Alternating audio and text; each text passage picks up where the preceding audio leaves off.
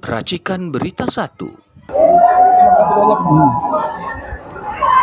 Assalamualaikum warahmatullahi wabarakatuh. Waalaikumsalam warahmatullahi wabarakatuh. Gelar perkara dimulai jam 10.04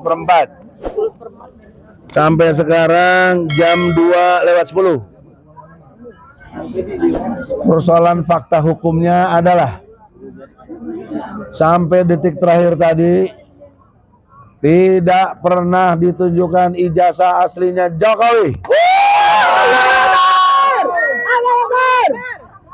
Ketika itu terjadi, saya bicara, kalau kesimpulan gelar perkara ini tidak menunjukkan ijazah asli Jokowi, gelar perkara ini nothing.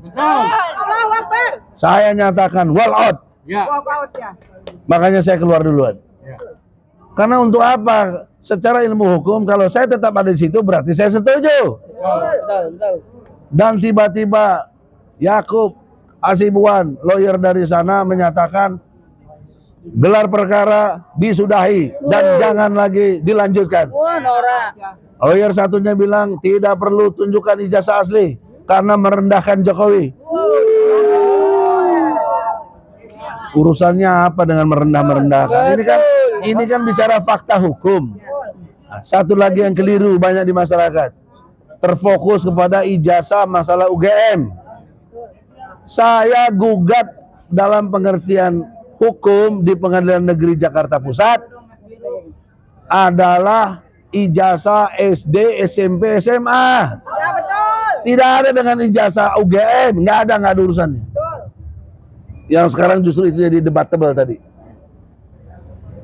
Dan dibuktikanlah ketika kami menggugat, Bambang Tri dan Gus Nur ditangkap oleh Mabes Polri, ditahan di bawah tanah tuh, di belah sana tuh bawah tanah tuh. Pertanyaan seriusnya, bagaimana saya mau membuktikan?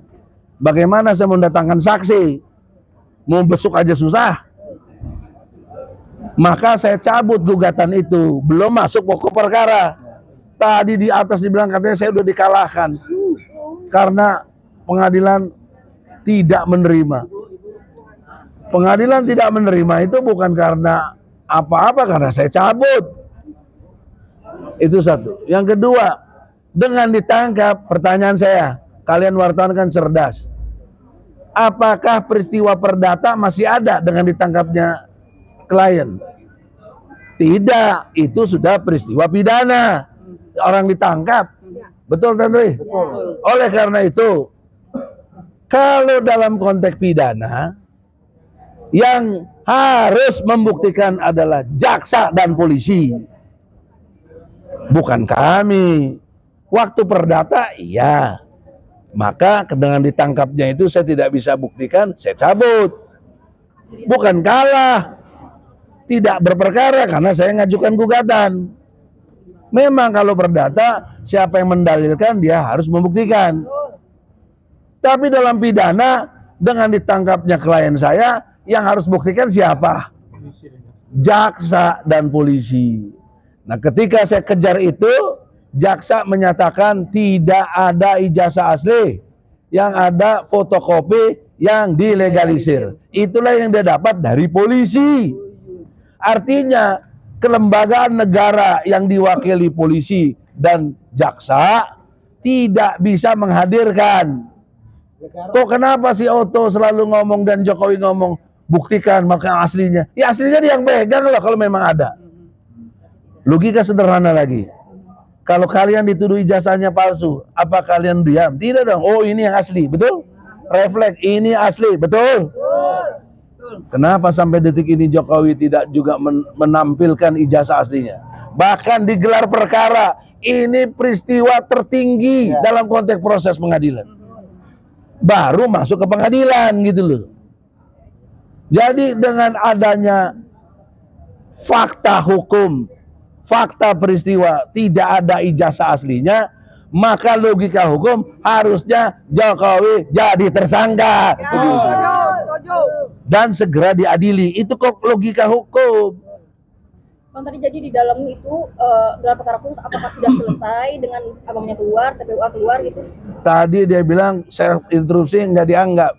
Dia bilang dia udah waktunya mau sholat. Ya kita juga mau sholat, emangnya dia aja yang sholat. Tapi gimana akhir dari gelar perkara ini kan begitu? Nggak ada jawaban. Ya sudah, saya walkout aja. Jadi apakah bukti-bukti yang punya Rasul ini ditunjukkan gitu Bang dan diadukan kepada Barat? Dari kita bukti-bukti jelas. Saya bawa bukti putusan Pengadilan Negeri Surakarta. Juga putusan Pengadilan Tinggi Jawa Tengah. Saya bawa, saya harus serahkan. Di situ jelas. Bahkan pasal 14-15 Undang-Undang Nomor 1 Tahun 46 yang menuduh kita ini memberikan berita palsu, kebohongan, hoak, itu nggak dipakai di Pengadilan Tinggi, di drop, sehingga hukuman 6 tahun dikurangi 4 tahun. Pakai logika. Artinya saya menang dong. Ada pengurangan hukuman kok.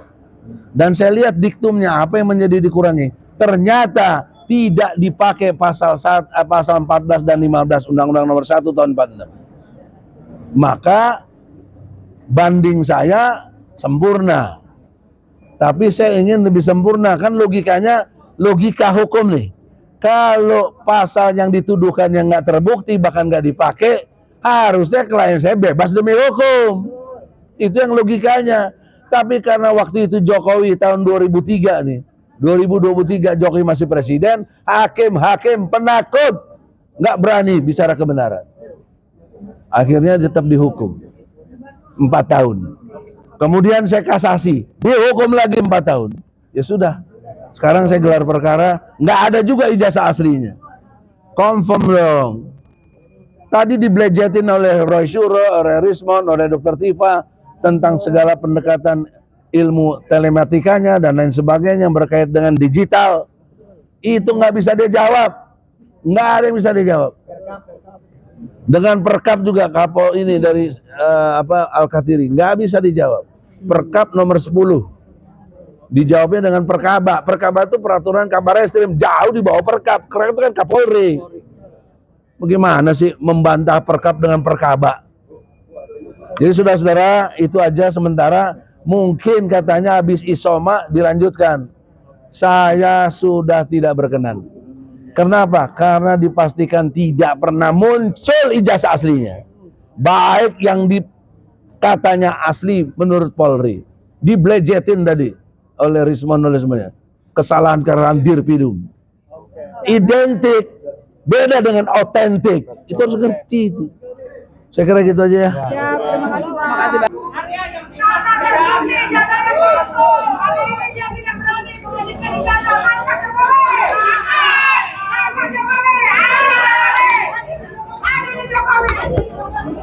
Siapa yang mendalilkan, dia yang membuktikan.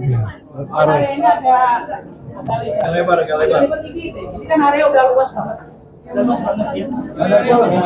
Yang khusus supaya Baroy. Jangan gitu. Assalamualaikum warahmatullahi wabarakatuh. Alhamdulillah kami berdua dan juga sebenarnya bersama dengan Dr. Tifa, bersama juga dengan Dr. Taufik dan juga dengan Pak Rizal Fadilah ya. Kami tadi di dalam bersama dengan tim TPUA ya, dan langsung diketuai oleh Pak Egy Sujana dan juga ada Pak Muslim Arbi, Bu Kurnia dan juga beberapa petinggi TPU yang lain. Kami alhamdulillah sudah memaparkan dan sesuai dengan kapasitas itu menyampaikan ke depan paparan dari gelar perkara khusus ya. Pertama-tama yang perlu saya sampaikan, karena saya tahu itu insya Allah itu pasti akan ada tantangan dari mereka ya, maka saya sudah siapkan dulu. Jadi supaya membuktikan gak usah banyak pertanyaan, saya tadi sampaikan kenapa saya juga bicara soal Undang-Undang Keterbukaan Informasi Publik. Nah, sebelum tentang Undang-Undang Keterbukaan Informasi Publik itu diberikan, saya sampaikan kalau selama ini mungkin teman-teman banyak lihat, saya dulu ikutnya keterlibatan di apa? Ini adalah surat dari Kementerian Komunikasi dan Informatika, masih zaman menterinya Pak Samsul Muarif. Jadi ini surat di tahun 2003. Saya adalah termasuk diundang secara pribadi ya dari Universitas Gadjah Mada. Betul kan? Saya Dr. Rismond, Dr. Tifa, itu clear banget. Dan yang lainnya adalah para lembaga. Kemudian saya tadi juga sempat karena ada DPR, saya sampaikan juga Untuk DPR saya berkali-kali menjadi ahli di DPR sebelum saya menjadi anggota DPR ya. Jadi clear banget. Ini undangan untuk khusus pribadi saya selaku ahli multimedia telematika. Dan yang paling menarik tadi membuat para penyidik itu agak ada yang senyum adalah apa? Sebelum undang-undang itu disahkan, saya justru memberikan penjelasan kepada Divisi Humas Mabes Polri waktu itu soal Undang-Undang Keterbukaan Informasi Publik dan Undang-Undang ITE. Nah, jadi saya dan Dr. Ismon tadi didengar betul dan kami itu sesuai dengan kapasitas. Kami karena dibekali dengan insya Allah ilmu pengetahuan, kami kemudian tadi memaparkan, apa yang ada, yang tadi mungkin pada saat masuk sudah disampaikan, tapi ini saya jelaskan lagi. Saya menjelaskan tentang analisis teknis ijazah dan skripsi yang 99,9% palsu, ya. Dan saya terbuka sekali, kami terbuka. Paparan ini baik secara hardware maupun secara software tadi kami berikan dan Pak kepala pimpinan itu suka sekali menerima, langsung dibaca dan langsung di-copy untuk anggota supaya nanti bisa di anu semuanya ya. Dan yang jelas kami berangkat dari paparan ketika Fakultas Kehutanan UGM yaitu Dekan Fakultas Kehutanan Sigit Sunarsa itu memaparkan tentang ijazah fotokopi yang sudah dipaparkan tahun 2022. Salah satu TV waktu itu yang mewawancarai dia. Dan ini saya gunakan sebagai alas hukum pertama. Artinya ada fotokopi ijazah yang kemudian bisa kita analisis. Tapi kemudian saya sama dengan Dr. Ismon. Karena itu hanya berupa fotokopi dan masih hitam putih. Kami belum bergerak sampai ada seorang kader dari Partai Solidaritas Indonesia, si Dian Sandi, itu mengupload. Nah, karena ada ini, sekali lagi saya katakan, justru sebenarnya postingan dari Dian Sandi inilah yang kemudian membuat gaduh, membuat heboh. Karena dengan adanya foto paparan berwarna ini, dan dikatakan asli, Dr. Ismon kemudian nanti akan cerita, kemudian akan meneliti soal cap yang ternyata tertempel oleh pas foto, ya. Dan itu jelas banget tadi penjelasannya jelas banget, pakai red, green, blue, berapa skalanya clear banget, ya. Jadi ini kemudian kita teliti dengan ELA, Error Level Analysis. Dan meskipun ELA ini sudah kami sampaikan, saya tunjukkan yang namanya ELA itu adalah untuk memeriksa kalau sebuah gambar atau itu sebuah ijazah banyak rekayasanya pasti akan error. Teman-teman lihat, ini ijazah saya tahun 91. Dengan dikoreksi pakai ELA, dengan dites pakai ELA, masih ada huruf-hurufnya masih kelihatan. Bahkan kalau ini full di ELA, teman-teman bisa lihat, masih ada bekas-bekas jejaknya. Tuh, masih ada. Artinya ini asli. Itu legislasinya juga masih ada, ya, legalitasnya masih ada, pas foto saya juga masih kelihatan, logo UGM masih kelihatan. Nah, pasti pada bertanya, gimana dengan ijazahnya Joko Widodo kalau di ELA? Ini hasilnya. Nah, sorry, separuh dulu biar nggak langsung lihat kacau. Nah, lihat ini ijazahnya yang disebut-sebut Joko Widodo. Runyam, begitu di ELA hancur dia. Artinya ijazah ini sudah direkayasa pada bagian logo, pada bagian foto, bahkan ketika kita ELA secara full kelihatan sekali. Tuh, hancur. Sekali lagi semua presentasi ini tadi saya paparkan dan tanpa terputus, dan pimpinan rapat senang sekali dengan rapat karena ini benar-benar sangat signifikan dan definitif. Kedua, soal foto. Foto saya sampaikan bahwa kalau foto itu asli, ini foto di ijazah saya tadi dengan foto saya sekarang. Ada software yang namanya face comparison, itu akan mengatakan match. Mau kita tahun berapapun, tua sekalipun, software ini ngerti, dia punya algoritma yang bisa mengerti, itu match. Kemudian kalau foto di ijazah Jokowi ditampilkan dengan fotonya Jokowi sekarang, apa hasilnya? Ini, not match, tidak cocok. Foto di ijazah Jokowi tidak cocok dengan wajah Jokowi, clear ya. Terus kemudian cocoknya dengan siapa? Nah, saya memeriksa banyak foto. Akhirnya masuklah foto seseorang namanya Dumatno Budi Utomo. Apakah foto Dumatno ini kemudian ada yang cerita, wah tahun 85 Dumatno itu baru 8 tahun. Ya bukan tahun 85, ini dipalsukan. Tahun berapa dipalsukan? Nah itu nanti akan terjawab. Apakah tahun 2012, apakah tahun 2017, itu nanti akan terjawab. Dan kalau diperlukan itu bisa kita paparkan juga. Nah yang jelas apa? Kemudian kita periksa sekarang, ini yang paling penting. Soal identik atau tidak identik. Ijazahnya Joko Widodo 11.20, saya tadi langsung tembak kepada Pak Dirpidum, Pak Juandani. Karena Bapak menampilkan ini, yang saya tampilkan ini. Bukan lagi punyanya PSI. Karena ini yang ditampilkan di Barreskrim. Karena ini yang dianggap resmi. Meskipun ini fotokopi, ini lipatan. Teman-teman lihat 1120. Saya menggunakan 3 ijazah pembanding dan saya transparan, terbuka. Tidak ditutup-tutupi ijazahnya yang mana. Itu tadi saya tantang, saya challenge. Jadi kalau Bareskrim, Pak Juandani senyum tadi. Tolong tampilkan nomor ijazahnya. Ini nomor ijazahnya. 1115 milik Pronojiwo. Saya berani tampilkan ijazahnya untuk pembanding. Jadi kalau Pak Pronojiwo tadi bahkan dikatakan, berani nggak kalau nanti Pak Pronojiwo dihadirkan? Sangat berani. Ya, 1115 Pronojiwo, kecuali yang ini. Nah, tadi ketika yang ini nggak mau ditampilkan nggak mungkin karena beliau sudah meninggal. Ya, ini Pak Hari Mulyono almarhum 1116. Ya, ini perhatikan ijazahnya. Kemudian juga Mbak Sri Murtiningsih 1117. Apa yang penting bagi 3 ijazah ini, teman-teman semua? Sebentar, saya buka dulu 1117 ya. Nah, 1117 saya buka. Ini jelas betul, meskipun fotonya nggak kelihatan, nggak apa-apa. Tapi yang penting adalah nomor ijazahnya dan karakter ijazahnya. Sekarang komparasinya. Nah, ini yang paling penting. Teman-teman semua, lihat pada gambar ini. Di sini kelihatan betul. Ini ijazah milik Joko Widodo yang di atas, ijazah Hari Mulyono, Pronojiwo, dan Sri Murtiningsih. Apa yang bisa teman-teman lihat? Perhatikan saja di sini. Ini udah huruf A. Ini ada logo. Ijazah nomor 1117 Sri Murtiningsih, huruf A-nya masuk. Ijazah milik 1115 Pronojiwo, huruf A-nya juga masuk. Sayang kepotong, ijazahnya milik Hari Mulyono, huruf A-nya juga. Ijazah milik Joko Widodo 1120, huruf A-nya dalam bahasa Jawa mencotot. Mencotot itu ada keluar. Jadi tidak identik. Lihat saja, ijazahnya Joko Widodo mencotot, ya. Mencotot itu keluar. Artinya tidak identik. Bahkan Dr. Rizwan itu mengambil 6 perbedaan. Ya, jadi luar biasa. Kemudian tadi saya juga menjelaskan bagaimana soal skripsi. Ini yang paling penting. Saya, Dr. Rismond, Dr. Tifa, kami memperoleh bukti skripsi ini langsung. Dan ini adalah primary evidence. Langsung dari tangan pertama, langsung dari Ibu Wakil Rektor, Ibu Profesor Wening Udasmoro, dan Wakil Rektor juga si Aji ya. Gitu. Jadi kami dapatkan langsung, bukan mencuri. Ya, saya ada yang menuduh Dr. Rismond mencuri. Gila itu orang itu. Ya, gitu. Mundur. Kami dapat langsung dan kami periksa seizin beliau. Ini apa skripsinya. Skripsinya yang menarik adalah langsung saja ke sini daripada terlalu lama. Nah, skripsinya adalah ada perbedaan sangat jelas bahwa pada tahun 85 ketika skripsi ini dibuat konon November, di sini sudah terus Profesor Dr. Insinyur Ahmad Sumitro.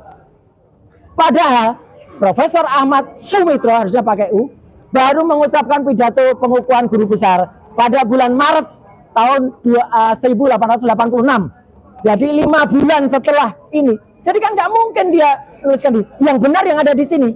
Memang ini skripsi asli. Lihat kertasnya, warnanya. Ini warnanya bulat, udah tua. Ini warnanya baru kertas ini. Jadi ini ada kertas baru atas nama Joko Widodo yang dimasukkan ke dalam skripsi milik orang lain ini. Di sini benar, Dr. Insinyur Ahmad Sumitro belum profesor. Tadi sempat juga dijawab, itu Profesor Ahmad Sumitro sudah tahun 85 sudah mantap. Nggak ada orang berani pakai gelar sebelum pidato pengukuhan, ya. Itu orang-orang kalau di luar kampus tuh sering aneh-aneh kayak gitu. Pendapatnya. Satu lagi yang penting, lembar pengujiannya tidak ada. Kalau lembar pengujiannya nggak ada, berarti skripsi itu nggak pernah diuji. Skripsi itu nggak pernah lulus. Maka kesimpulannya, hasil uji ELA atau Error Level Analysis menghasilkan ijazah Jokowi menunjukkan error pada bagian logo dan pas foto. Artinya pas fotonya diganti, logonya diganti, dan lain sebagainya. Hasil face comparison menghasilkan pas foto di ijazah Jokowi not match, tidak cocok dengan foto yang Jokowi sekarang. Bahkan hasil face comparison menghasilkan pas foto di ijazah Jokowi itu cocok dengan foto orang lain. Clear ya?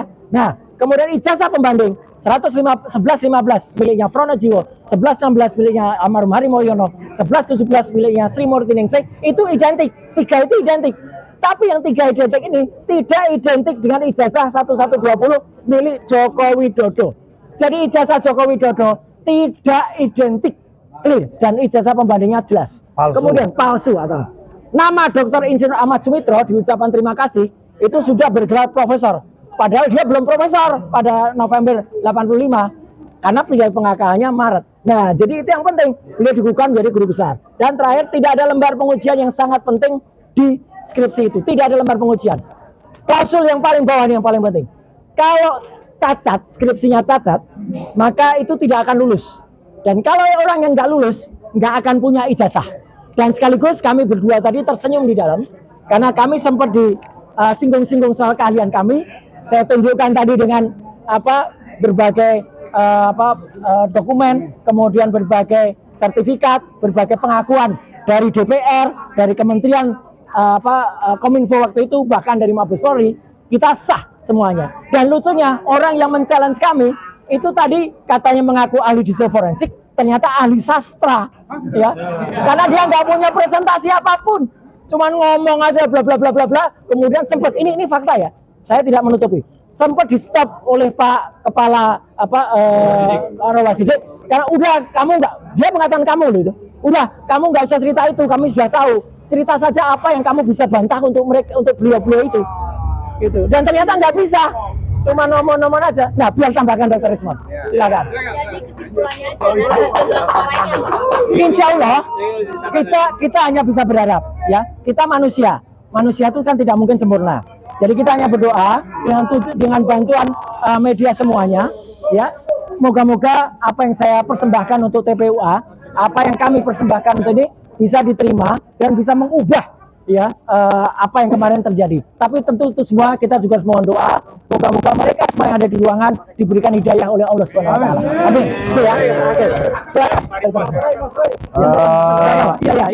Nanti dulu ya. Kami sangat kecewa dengan ketidakdatangan dari Pak Jokowi, ya, yang membawa ijazah katanya asli, katanya lulusan UGM, dan ketidakhadiran pihak UGM juga, yang seharusnya bisa menjelaskan atau memiliki kesempatan yang sangat luas untuk meyakinkan publik, tetapi itu semua tidak dimanfaatkan, sayang sekali ya.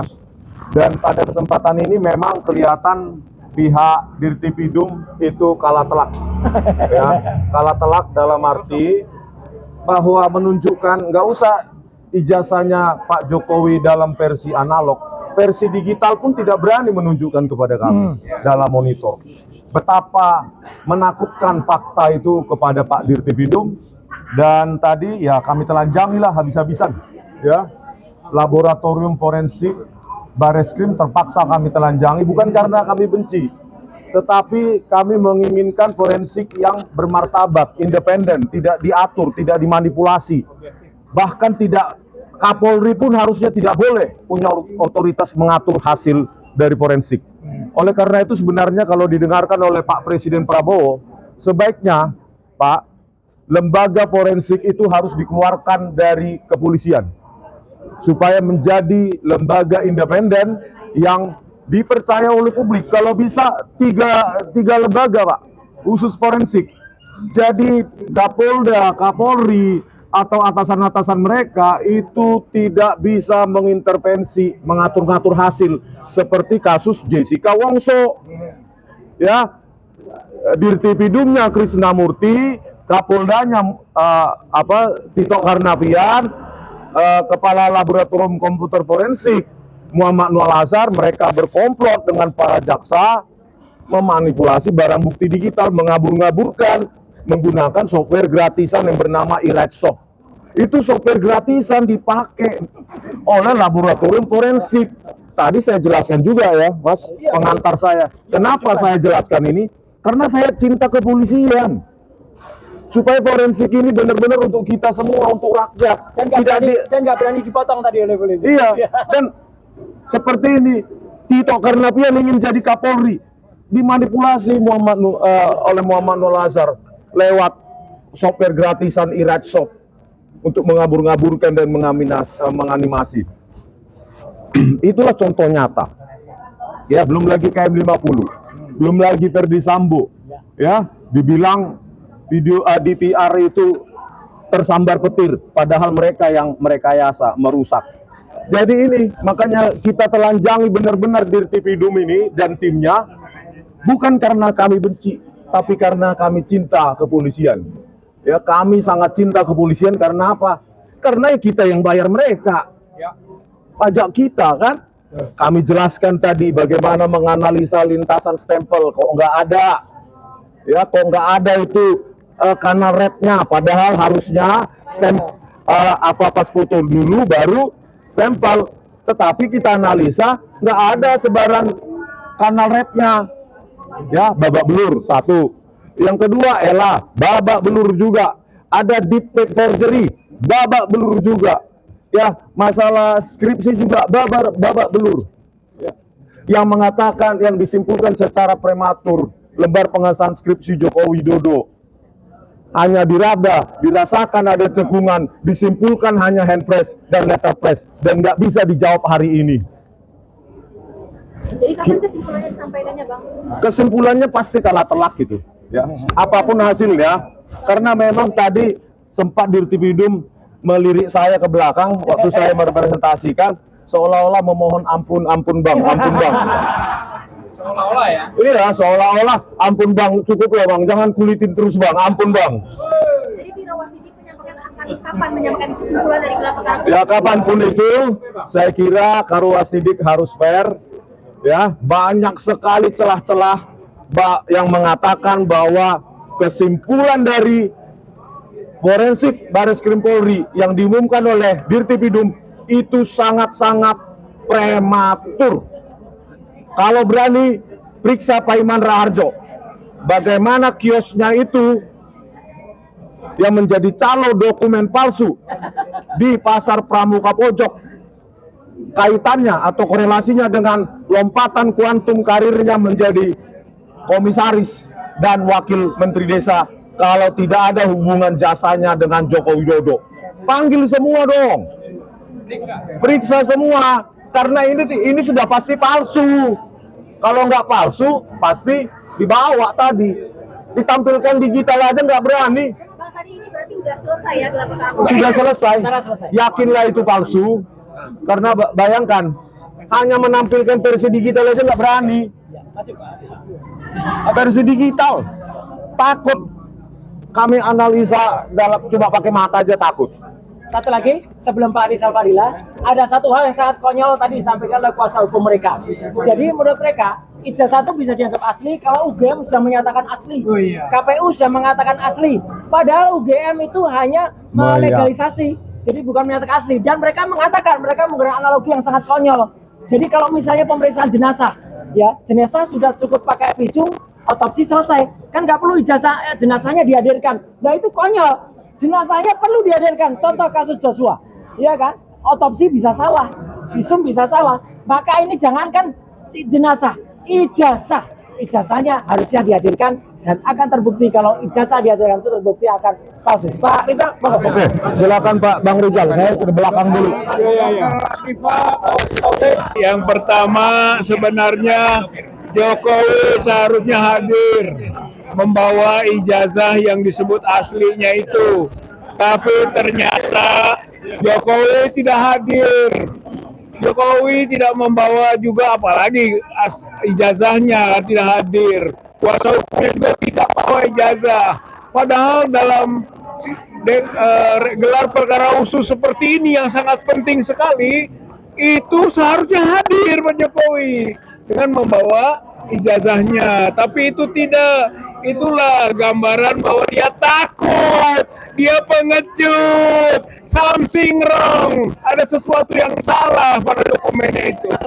Yang kedua, ya, bahwa penjelasan dari Dirtipidum atau Dirtipidum beserta gelarnya dari pihak yang penyidik itu tidak ada progres, isinya persis dengan yang diterangkan, diuraikan pada tanggal 22 Mei yang lalu. Berarti itu tidak ada progres, gitu. Berarti hanya sebatas itu kemampuannya. Sementara kita, TPUA, ahli, atau para kuasa hukum ini mengajukan bukti-bukti. Itu bedanya. Kita mengajukan bukti-bukti, kita mengajukan juga analisis-analisis. Kita menyampaikan pandangan-pandangan ahli kita yang relatif baru. Oleh karena itu tidak ada alasan sebenarnya pihak Karwasidik untuk menyimpulkan sama dengan dulu penghentian penyelidikan. Kalau sekarang seharusnya penyelidikannya ditingkatkan ke penyidikan. Karena itu merupakan sesuatu yang baru yang telah kami sampaikan. Nah, kemudian kita semua juga gitu kan sudah berupaya semaksimal mungkin melalui gelar perkara itu sebagai lembaga strategis untuk menyatakan tertib hidup keliru. Dan yang kita bacakan juga sebagai keberatan adalah butir-butir konten pengaduan TPUA tentang obstruction of justice Dirtipidum.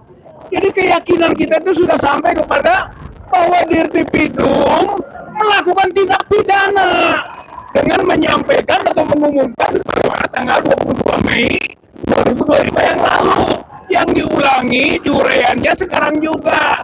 Maka masih berlaku sebenarnya tuntutan kita kepada Kadif Propam untuk memproses Dirtipidum melakukan obstruction of justice atau pelanggaran pidana penghalangan atas proses penegakan keadilan. Saya kira itu poin pentingnya. Dan ya. Tadi kan ada 3 jasa pembanding, nanti sampaikan nggak identitas 3 ya? Kalau yang dia, makanya karena seperti yang dulu, seperti 22 Mei yang lalu, dia tidak menunjukkan siapa 3 ijazah yang dibandingkannya itu. Berarti misterius. Dan itu berarti kesimpulan kita masih sama seperti dulu, bahwa 3 identitas ijazah itu sama palsunya dengan Jokowi. Berarti palsu dengan palsu identik. Sementara kita mengajukan bukti-bukti yang menunjukkan 3 identitas ijazah baru itu identik semuanya, tapi dibandingkan dengan ijazahnya Jokowi tidak identik. Maka kesimpulannya seharusnya dari pertemuan gelar perkara ini adalah ijazah Joko Widodo tidak identik dengan yang asli. Itulah dorongan kita supaya terus diproses menuju penyidik pengadilan, dan Joko Widodo harus mempertanggungjawabkan atas pemalsuan ijazahnya, pemakaian gelar palsunya, sampai masyarakat bangsa Indonesia tahu bahwa kita pernah dipimpin oleh presiden selama 10 tahun dengan ijazah yang palsu. Adil Jokowi, adil Jokowi, adil Jokowi. Nah, sekarang saya mau bicara tentang gelar hari ini. Hari ini gelar dari TPUA itu menghadirkan 9 orang, ya, dengan ahli. Yang pertama ahli adalah saya, Pak Taufik, dosen Fakultas Hukum Universitas Islam Sultan Agung. Ada 7 yang saya sampaikan. Pertama, di dalam gelar itu tidak ada istilah penghentian penyidikan. Karena gelar itu secara apa? Karena penyidikan itu secara teori adalah serangkaian tindakan penyelidik menduga terjadinya tindak pidana. Kalau menduga itu cuma 2. Apa alat bukti yang belum ada harus dicukupi, bukan dihentikan. Oleh karenanya saya tadi ditanya oleh kepala pimpinan gelar, saya sampaikan ada 3. Kalau tadi Pak Brigadir Jenderal Polisi Juhamdani, Direktur Tindak Pidana Umum, mengatakan memeriksa 4 saksi dari TPUA, ternyata dia belum memeriksa ahli. Dan kami sebagai ahli berempat ini siap. Saya, Bu Tifa, Bang Resmond, Ray Surya itu siap diperiksa sebagai ahli. Kemudian yang kedua, siapa yang harus diperiksa? Peristiwa locus delicti dan tempus delicti itu terjadinya di Surakarta. Karena beliau juga mencalonkan sebagai wali kota, kemudian gubernur di Jakarta, dan presiden di Jakarta. Oleh karenanya wajib KPU yang diperiksa itu KPU saat itu, bukan KPU saat ini. Kalau KPU saat ini nggak mungkin punya data. Ya, nggak punya data. Kemudian yang kedua, teman-teman media tahu, yang namanya calon wali kota, calon gubernur, calon presiden itu punya namanya tim ses. Nanti akan nyambung dengan pernyataan Victor Suryadi. Karena mereka punya tim ses, tentunya harus ada tim sukses itu yang diperiksa, ya. 1 ketua KPUD, yang kedua tim ses. Tim ses itu siapa? Karena saya sudah konfirmasi kepada Ketua Dewan Pimpinan Cabang Partai Demokrasi Indonesia Perjuangan Surakarta, Pak S.E. Krudi, DPC PDI Surakarta tidak pernah memverifikasi ijazah. Nah, oleh karenanya tim ses ini diperiksa. Siapa nama-nama tim ses? Kan banyak, minimal namanya Anggit Nugroho, ya, Denny Iskandar dan sebagainya, orang-orang itu diperiksa. Kemudian yang kedua, saya mengatakan di dalam penyelidikan itu tidak ada istilah penyitaan, karena semua masih klarifikasi. Kalau penyitaan itu sudah penyidikan, dan tadi diakui oleh penasihat hukum terlapor bahwa memang tidak ada, memang penyitaan itu karena kebaikan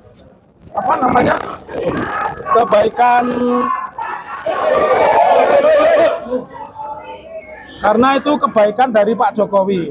Kemudian yang ketiga, saya ingin mengatakan bahwa sepanjang itu tidak pernah ditunjukkan ijazah asli sesuai dengan pasal 185 KUHP, maka tidak pernah ada namanya pembuktian. Jadi semua pembuktian itu harus berakhir di persidangan. Meskipun di sana ada persidangan ijazah di Jakarta Selatan, di Jakarta Timur, dan hari ini bergulir di Pengadilan Surakarta, maka kami menunggu supaya ijazah itu dihadirkan. Kalau tidak pernah dihadirkan berarti tidak pernah ada pembuktian.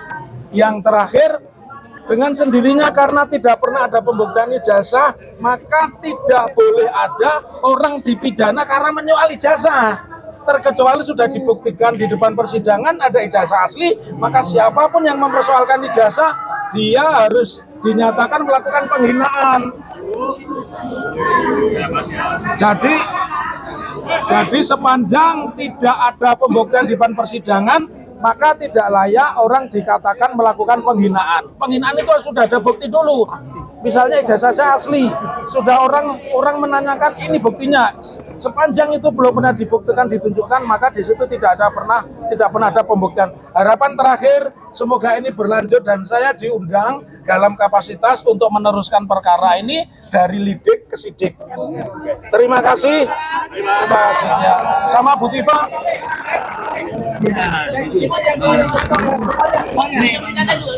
Ini siapa? Oh ya, ini punya ini. Ini punya.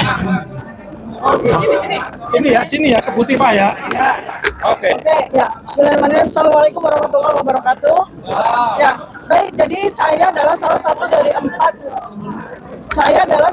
dari empat saksi ahli yang diminta oleh TPUA untuk hadir pada gelar perkara khusus ini. Nah, ada satu hal yang menarik yang mungkin juga belum disampaikan oleh saksi ahli yang lainnya, bahwa pada hari ini itu sesungguhnya yang dipersoalkan oleh TPUA itu bukan hanya soal ijazah S1 gitu ya, tetapi dari SD, SMP, SMA sampai S1. Nah, sementara tadi kami mendengarkan dulu paparan dari yang dilakukan oleh Dirtipidum Barreskrim. Itu yang disampaikan kepada mereka itu hanya ijazah S1. Dan itu pun juga pengulangan dari apa yang mereka sudah sampaikan pada konferensi pers setiap hari ya. Jadi tidak ada hal yang baru yang mereka sampaikan.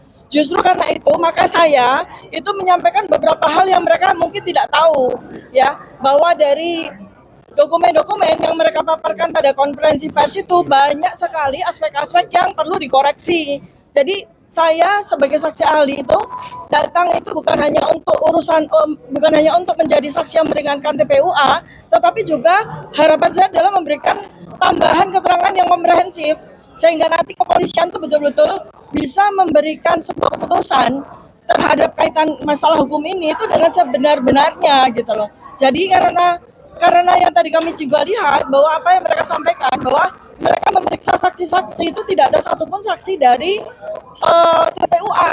Jadi hanya satu saja kata mereka, dan itu pun juga tidak jelas siapa yang menjadi saksi dari sekian puluh orang yang menjadi saksi. Kemudian juga mereka juga belum melakukan pemeriksaan terhadap dokumen-dokumen yang itu menjadi sebuah domain dari TPUA itu sendiri gitu loh. Jadi dokumen-dokumen dari TPUA itu sama sekali belum mereka periksa ya.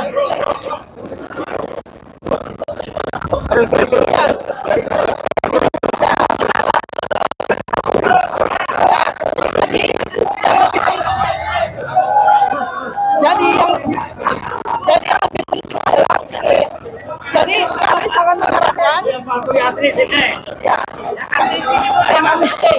kami sangat lanjutkan keterangan dari mereka bahwa mereka menyerang pribadi Roy Suryo. Jadi mereka itu ditegur oleh pimpinan. ya, mereka itu sama sekali tidak memberikan hal yang baru. Bahkan mereka hanya mengajukan saksi satu.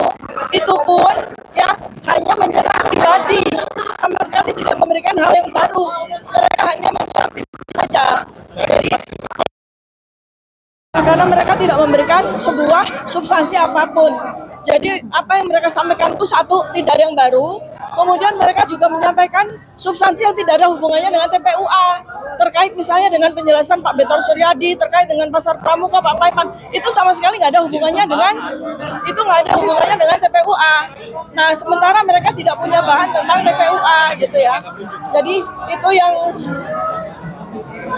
yang bisa saya sampaikan. Jadi mungkin saya dari sini berharap sebetulnya kepolisian tadi sudah bersikap cukup profesional, ya.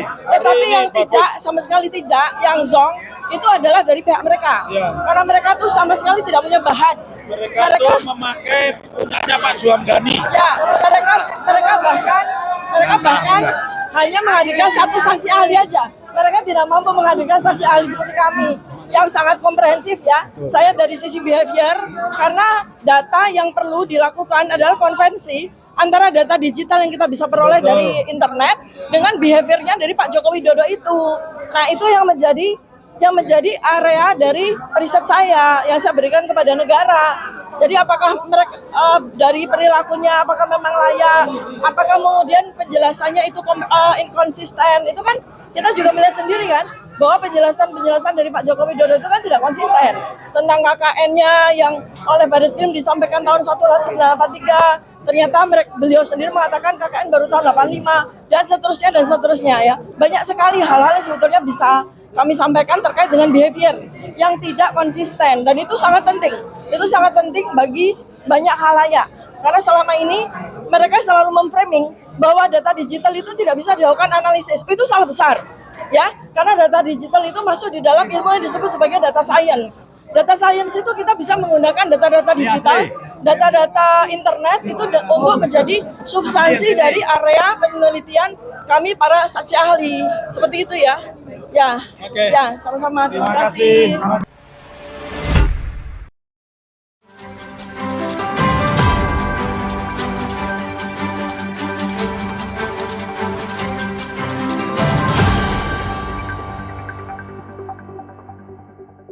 Racikan Berita 1.